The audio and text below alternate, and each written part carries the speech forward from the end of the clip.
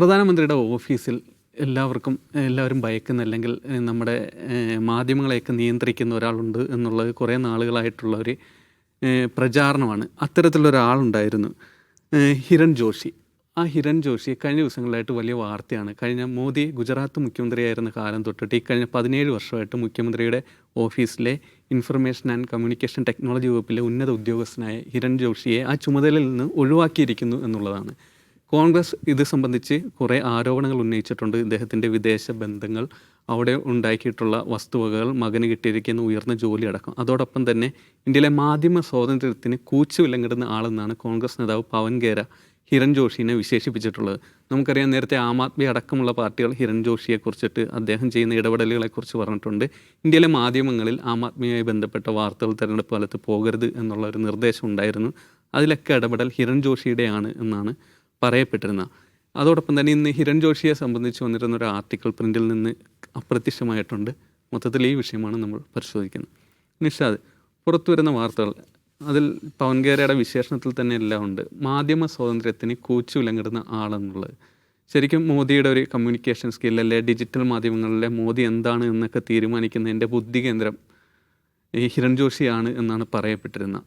ഇപ്പോൾ പുള്ളീനെ പെട്ടെന്നൊരു ദിവസം 17 വർഷത്തിന് ശേഷം പുറത്താക്കുന്നു. പക്ഷേ പ്രധാനമന്ത്രിയുടെ ഓഫീസ് അത് ഔദ്യോഗികമായി ഇതുവരെ സ്ഥിരീകരിച്ചിട്ടുമില്ല. മൊത്തത്തിൽ എന്താണ് സംഭവിക്കുന്നത്? ഇപ്പോൾ ഈ ഹിരൺ ജോഷിയെക്കുറിച്ച് പറയുമ്പോൾ നമുക്കറിയാം, അദ്ദേഹത്തിൻ്റെ പൂർണ്ണ വിശദാംശമൊന്നും ആർക്കും അവൈലബിൾ അല്ല. ഒന്നിലധികം ചിത്രങ്ങൾ പോലും കിട്ടാൻ വലിയ പ്രയാസമാണ്. ആ നിലയ്ക്ക് ദുരൂഹമായ ഒരു വ്യക്തിത്വമാണ് അദ്ദേഹത്തിൻ്റേത്. ഗുജറാത്തിൽ മുഖ്യമന്ത്രിയായിരിക്കുന്ന കാലത്ത് മോദിയുടെ കൂടെ ഉണ്ടായിരുന്ന ആളാണ്.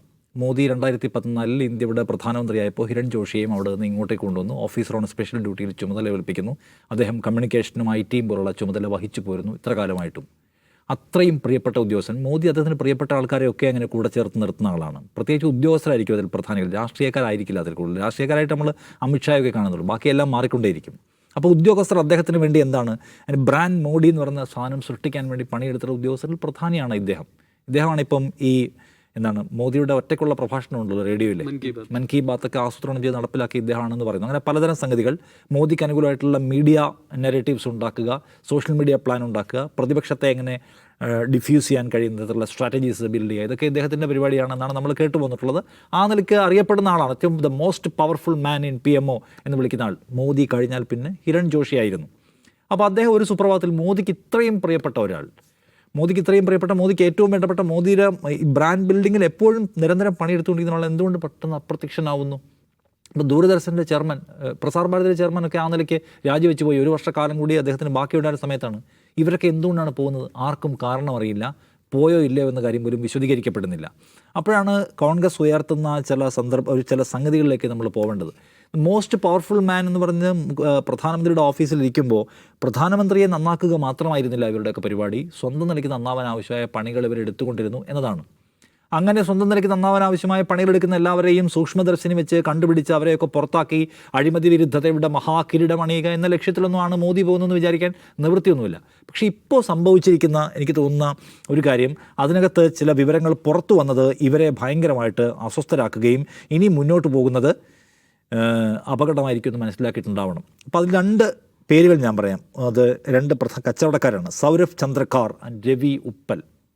ഇവർ രണ്ടുപേരും കൂടി 2018 ഒരു വിദേശ രാജ്യം കേന്ദ്രീകരിച്ചുകൊണ്ട് മഹാദേവ് ബുക്കിംഗ് എന്ന് പറയുന്ന ഒരു ഓൺലൈൻ ബെറ്റിംഗ് ആപ്പ് തുടങ്ങുന്നു. ഇതുമായിട്ട് ഒന്നൊരു ബന്ധമില്ലാതായി നമ്മൾ പറഞ്ഞു വരുന്നത്. ആ ആപ്പ് എന്ന് പറഞ്ഞാൽ അതിൻ്റെ ഏർപ്പാടുകൾ വാട്സാപ്പ് ഗ്രൂപ്പുകൾ അല്ലെങ്കിൽ ടെലിഗ്രാം ഗ്രൂപ്പുകൾ വഴിയൊക്കെ രഹസ്യമായിട്ട് ഏർപ്പാടുകളാണ്. ഡെയിലി ഏതാണ്ട് 10-200 കോടി രൂപയുടെ ഏർപ്പാട് നടക്കുന്നു. ബെറ്റിംഗ് ആപ്പ് ഇന്ത്യയിൽ പറ്റാത്ത പരിപാടിയാണെന്ന് ഓർക്കണം. കോടിക്കണക്കിന് രൂപയുടെ ഇടപാടുകൾ നടത്തിക്കൊണ്ടിരിക്കുന്നു. അങ്ങനെയൊക്കെ ഇദ്ദേഹം ഇന്ത്യൻ പൗരന്മാരാണല്ലോ. ഇതിലൊരാളുടെ ഈ കൗർ എന്ന് പറയുന്ന മനുഷ്യൻ്റെ കല്യാണം അത്യാഡംബര വിവാഹമായിരുന്നു. അതുമായി ബന്ധപ്പെട്ട ഒരു അന്വേഷണത്തിലേക്ക് ഇന്ത്യയിലെ സാമ്പത്തിക കുറ്റകൃത്യ അന്വേഷണ ഏജൻസികൾ കടക്കുമ്പോൾ നടത്തുന്ന കോടാനുകോടി രൂപയുടെ സാമ്പത്തിക തട്ടിപ്പുമായി ബന്ധപ്പെട്ട വിശദാംശങ്ങൾ വരുന്നു. ഡസൻ കണക്കിന് റെയ്ഡുകൾ അവർ നടത്തുന്നു. 3000 കോടിയിലധികം രൂപയാണ് പിടിച്ചെടുത്തത്. 10,000 കോടി രൂപയുടെ ഏർപ്പാട് നടത്തുന്നതാണ് കണ്ടെത്തിയിട്ടുള്ളത്. ആ കേസ് മുന്നോട്ട് പോയി.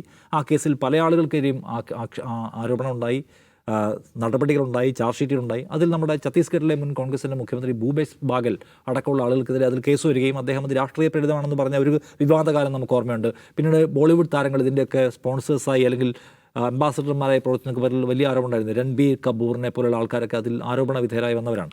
ആ കേസ് അങ്ങനെ വലിയ ബഹളം ഉണ്ടാവുകയും ഭൂപേഷ് ബാഗലിനെ പോലെ ആൾക്കാരൊക്കെയാണ് ഇവർക്കെല്ലാം സഹായം ചെയ്തു കൊടുക്കുന്നതാണ് പൊതുവിൽ കേട്ട് അവസാനിച്ച ഒന്ന്.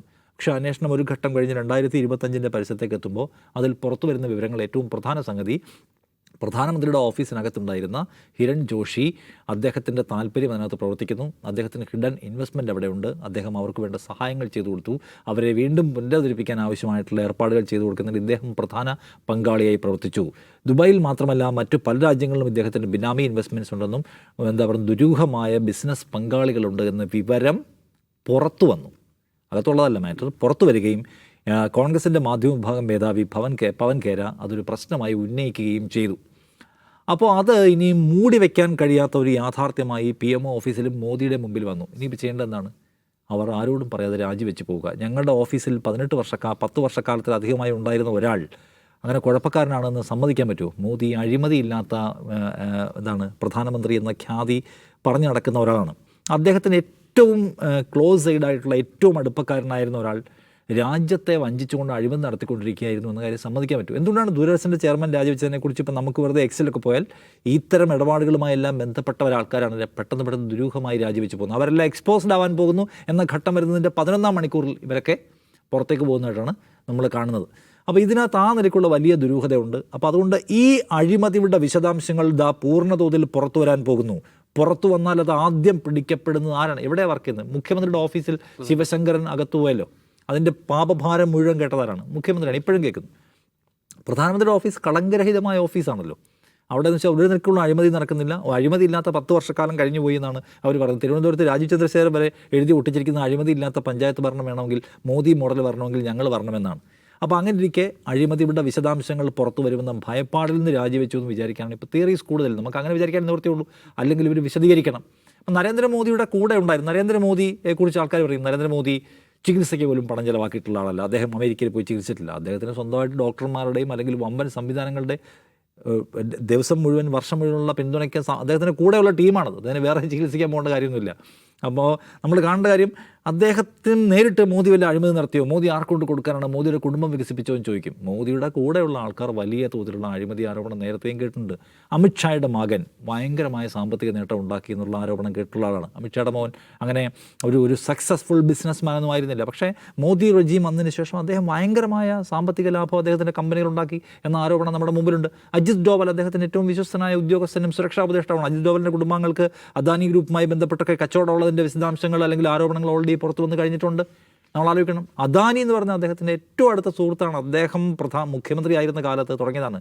മുംബൈയിൽ ഏതോ ലോക്കൽ ഒരു കമ്പനിയിൽ ജോലിയുണ്ടായിരുന്ന സഹോദരങ്ങൾ, അതിലൊരാൾ പെട്ടെന്ന് വരുന്നു, വജ്രവ്യാപാരിയാവുന്നു, മുദ്ര പോർട്ട് അവർക്ക് പതിച്ച് കിട്ടുന്നു, വലിയ വ്യവസായ സ്ഥാപനങ്ങൾക്കുള്ള ഭൂമി കിട്ടുന്നു, കോടീശ്വരനാകുന്നു, ലോകത്ത് തന്നെ 3ാമത്തെ ഏറ്റവും വലിയ കോടീശ്വരനായിട്ട് മാറുന്നു.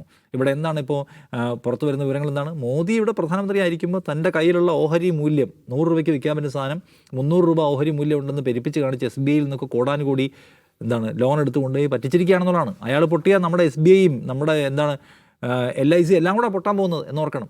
അപ്പോൾ അങ്ങനെ അദ്ദേഹത്തിൻ്റെ കൂടെ വന്നിട്ടുള്ള ആൾക്കാർ പൈസ ഉണ്ടാക്കിയ കണക്കെടുത്ത് നോക്കിയാൽ പതഞ്ജലി ആരൊക്കെ കൂടിയാണ് പ്രൊമോട്ട് ചെയ്തത് നമുക്ക് ഓർമ്മയുണ്ട്. ഏതൊക്കെ മഹാന്മാരാണ് പതഞ്ജലിയെ പ്രൊമോട്ട് ചെയ്തത്? പതഞ്ജലി കോടാനുകൂടി ഉണ്ടാക്കി, വല്ല ക്വാളിറ്റിയുള്ള സാധനമാണ്. അതിൻ്റെ ക്വാളിറ്റി ലോസ് ഇഷ്യൂസിനെ, ക്വാളിറ്റി ഇല്ലായ്മയെക്കുറിച്ച് ഓരോ ദിവസവും തന്നെ വാർത്ത വന്നുകൊണ്ടിരിക്കുകയാണ്. അപ്പോൾ നരേന്ദ്രമോദി ഇങ്ങനെ അദ്ദേഹത്തിൻ്റെ കൂടെ നിൽക്കുന്നു, സ്തുതിപാഠകരായി കൂടെ നിൽക്കുന്നു, അദ്ദേഹത്തിന് വേണ്ടി പണിയെടുക്കുന്നവരായി കൂടെ നിൽക്കുന്നു. അവരൊക്കെയും ദുരൂഹമായ വ്യക്തികളായി പല ആൾക്കാരുണ്ട്.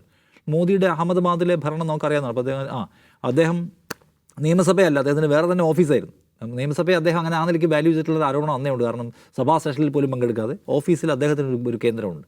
ആ കേന്ദ്രത്തിൽ പണിയെടുക്കുന്ന ആൾക്കാരാണ് അദ്ദേഹത്തെ ബിൽഡ് ചെയ്യാൻ പണിയെടുത്ത ആൾക്കാർ, അവർക്ക് വേണ്ടി പണിയെടുത്തിട്ടുള്ള ആൾക്കാർ. അപ്പോൾ അവർ ഈ കാലം കൊണ്ട് എന്താണ് ഇന്ത്യയോട് ചെയ്തത്, ഇന്ത്യൻ സാമ്പത്തിക വ്യവസ്ഥയോട് ചെയ്തത്, ഇന്ത്യൻ രാഷ്ട്രീയത്തോട് ചെയ്തതിൻ്റെ പുതിയ സംഭവങ്ങൾ പുറത്തു വന്നുകൊണ്ടിരിക്കുന്നു. എക്കാലത്തേക്കുമായി മൂടി വയ്ക്കാൻ കഴിയുന്ന ഒരു മതിലൊന്നും എവിടെയും ഇല്ലല്ലോ. അപ്പോൾ ഇത് വലിയ ചോദ്യങ്ങൾ ഇന്ത്യൻ പൊളിറ്റിക്സിലും പ്രധാനമന്ത്രി നരേന്ദ്രമോദിയുടെ 10 വർഷത്തെ അഡ്മിനിസ്ട്രേഷനുമായി ബന്ധപ്പെട്ട് ഉയർത്തുന്നതാണ്. ഇത് മഞ്ഞുമലയുടെ ടിപ്പ് മാത്രമേ നമ്മൾ കണ്ടിട്ടുള്ളൂ. വലിയ എന്തൊക്കെയോ ഇനിയും വരാനിരിക്കുന്നുണ്ട് എന്നത് ഉറപ്പാണ്. അതെ നൗഫൽ, ഈ മോദി സർക്കാർ അധികാരത്തിൽ വന്നതിന് ശേഷം ഇന്ത്യയിലെ മാധ്യമങ്ങൾ നേരിട്ട വലിയ പ്രശ്നങ്ങളുണ്ട്. മൊത്തത്തിൽ മാധ്യമ സ്വാതന്ത്ര്യത്തിനെതിരായിട്ടുള്ള നടപടികൾ സർക്കാരിൽ നിന്ന് കൂടുതലായിട്ടുണ്ടായ ഒരു കാലഘട്ടം കൂടിയിട്ടാണ്. കോൺഗ്രസ് ഉന്നയിക്കുന്ന കടുത്ത ആരോപണങ്ങളും അത് തന്നെയാണ്. ഹിരൺ ജോഷി അയാളാണ് ഇതിൻ്റെ ഒരു ബുദ്ധി കേന്ദ്രം എന്നാണ്. മൊത്തത്തിൽ ഈ മാധ്യമങ്ങളെ അടിച്ചമർത്തുന്ന ഒരു സമീപനം അല്ലെങ്കിൽ പ്രധാനമന്ത്രിയുടെ ഓഫീസിൽ നിന്നുള്ള ഒരു ബുദ്ധി കേന്ദ്രം അത് തന്നെയായിരുന്നില്ലേ? കഴിഞ്ഞ 17 വർഷമായി നരേന്ദ്രമോദിയോട് കൂടെയുള്ള വിശ്വസ്തനായ ആളാണ് ഹിരൺ ജോഷി. പക്ഷേ അദ്ദേഹത്തിൻ്റെ ചിത്രം കിട്ടാൻ നേരത്തെ നിഷാദ് സൂചിപ്പിച്ച പോലെ നമുക്ക് കിട്ടില്ല. 1-2 ചിത്രങ്ങൾ മാത്രമേ നമുക്ക് ഇൻ്റർനെറ്റിൽ പോലും അവൈലബിൾ. അദ്ദേഹത്തിൻ്റെ വിവരങ്ങൾ കിട്ടുന്നില്ല. എന്തുകൊണ്ടാണ് ഇത്രയും അടുത്ത ബന്ധമുള്ള ഒരാളെക്കുറിച്ച് ലോകത്തിന് അറിയാൻ പാടില്ലാത്തത്, കഴിയാതിരുന്നത് എന്തുകൊണ്ടാണ്? അതൊരു ദുരൂഹമായ കാര്യങ്ങളാണ്. അതോടൊപ്പം തന്നെ ഈ മാധ്യമങ്ങളെ കൂച്ചുവിലം കിട്ടുമെന്ന് പറയുന്നുണ്ടല്ലോ. അപ്പം ഇത്രയും കാലം മാധ്യമങ്ങളോട് സംസാരിക്കാതിരിക്കാൻ മോദി ആക്കിയെടുത്തതും ഇദ്ദേഹമാണെന്നാണ് പറഞ്ഞതിൻ്റെ അർത്ഥം. അതോടൊപ്പം തന്നെ മാധ്യമങ്ങളോട് അദ്ദേഹം സംസാരിച്ചിട്ടുണ്ട് കഴിഞ്ഞ ലോക്സഭാ തെരഞ്ഞെടുപ്പിൻ്റെ സമയത്ത്. അതെല്ലാം എന്തായിരുന്നു? സെറ്റ് ചെയ്ത ഇൻ്റർവ്യൂകളായിരുന്നു. അതും ഇദ്ദേഹം ചെയ്തു കൊടുത്തു എന്നാണ് പറയുന്നത്. അങ്ങനെ മാധ്യമങ്ങൾക്ക് മുന്നിൽ മോദിയെ എങ്ങനെ അവതരിപ്പിക്കാം എന്നുകൂടി തീരുമാനിച്ച ഒരു വ്യക്തിയാണ് ഹിരൺ ജോഷി. ആ തരത്തിൽ നോക്കുമ്പോൾ മോദി ഇപ്പോഴെന്താണോ അത് ആക്കി തീർത്ത വ്യക്തിയാണ് ഹിരൺ ജോഷി എന്നാണ് പറഞ്ഞതിൻ്റെ അർത്ഥം.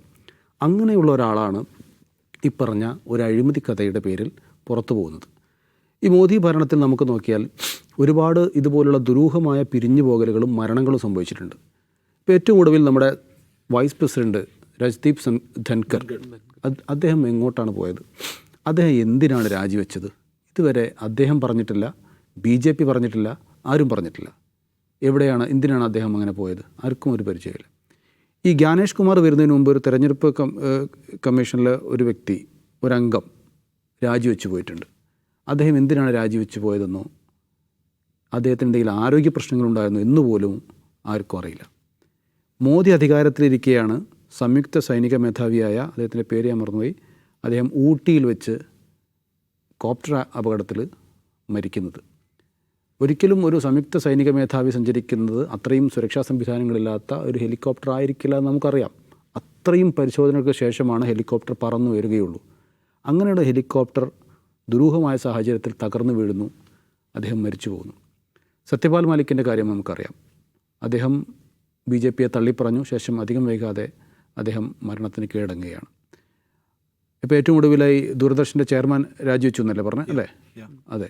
ഇതൊക്കെ എങ്ങനെയാണ് സംഭവിക്കുന്നത് എന്നുള്ള ആരും ചോദിക്കാനുമില്ല, പറയാനുമില്ല എന്നുള്ളതാണ് എൻ്റെ സംഗതി. അപ്പോൾ എന്തുകൊണ്ടാണ് മോദി ഭരണത്തിൽ ഇതുപോലെ ഏറ്റവും അടുത്ത, ഏറ്റവും പ്രധാനപ്പെട്ട വ്യക്തിത്വങ്ങളൊക്കെ ഇങ്ങനെ അകാലത്തിൽ പെട്ടെന്ന് ആരും അറിയാതെ ഇങ്ങനെ പിരിഞ്ഞു പോകുന്നത് അല്ലെങ്കിൽ മരിച്ചു പോകുന്നത് എന്നുള്ളതാണ്. അതിന് പിന്നിലുള്ള ഉത്തരം കണ്ടുപിടിക്കാൻ ഇവിടുത്തെ ദേശീയ മാധ്യമങ്ങൾക്ക് അല്ലെങ്കിൽ സോക്കോൾഡ് ദേശീയ മാധ്യമങ്ങൾക്ക്, ഇംഗ്ലീഷ്, ഹിന്ദി മാധ്യമങ്ങൾ ശ്രമിക്കുന്നതേയില്ല. അങ്ങനെ അവരെ പരുവപ്പെടുത്തിയെടുക്കാൻ ഈ ഹിരൺ ജോഷിക്ക് സാധിച്ചിട്ടുണ്ടെന്നുള്ളതാണ്. അതായത് നമ്മളിപ്പം മുഖ്യമന്ത്രിയുടെ ഓഫീസ് നമുക്ക് പലപ്പോഴും നേരിട്ട് റീച്ചബിൾ അല്ല. അപ്പോൾ നമ്മൾ എന്ത് ചെയ്യും? മുഖ്യമന്ത്രിയുടെ ഓഫീസിലെ ഒരാളുമായിട്ട് നമ്മൾ കണക്ഷൻ സ്ഥാപിക്കും, അല്ലെങ്കിൽ അദ്ദേഹം ഇങ്ങോട്ട് മാധ്യമങ്ങളുമായിട്ട് കണക്ഷൻ ഉണ്ടാക്കും. എന്നിട്ട് നമുക്ക് വാർത്തകൾ തരും, വിവരങ്ങൾ തരും, നമ്മൾ അത് വിശ്വസിക്കും, അതുപോലെ വാർത്ത കൊടുക്കും എന്ന് വിചാരിച്ചോളൂ. അത്രത്തോളം അപ്രോച്ചബിൾ അല്ല എന്ത്? പ്രധാനമന്ത്രിയുടെ ഓഫീസ്. അവിടെ ഇങ്ങനെ ഒരാളുണ്ടായി കഴിഞ്ഞാൽ മാധ്യമങ്ങൾക്കൊക്കെ വലിയ സന്തോഷമാണ്. അദ്ദേഹം തരുന്ന വാർത്തകൾ അതുപോലെ കൊടുക്കാം. അങ്ങനെ ഒരു അവസ്ഥയാണ്. അങ്ങനെയാണ് ഈ മാധ്യമങ്ങളുമായി ബന്ധം ഉണ്ടാക്കുന്നത്. അപ്പോൾ അങ്ങനെയുള്ള ഒരാളുടെ ദുരൂഹമായ ഈ വിടവാങ്ങൽ വളരെ ചർച്ച ചെയ്യപ്പെടേണ്ട ഒരു വിഷയമാണ്. അതുപോലും ഈ പവൻ ഖേരെ വിളിച്ചു പറയുന്നതല്ലാതെ വേറെ ഒന്നും നമുക്ക് മാധ്യമങ്ങളിൽ കാണാൻ സാധിക്കുന്നില്ല. അദ്ദേഹം പോയെങ്കിലും അദ്ദേഹം ഉണ്ടാക്കിയെടുത്ത ഈ അറ്റ്മോസ്ഫിയർ ഇവിടെ നിലനിൽക്കുന്നു മാധ്യമങ്ങളിൽ എന്നാണ് പറഞ്ഞതിൻ്റെ അർത്ഥം.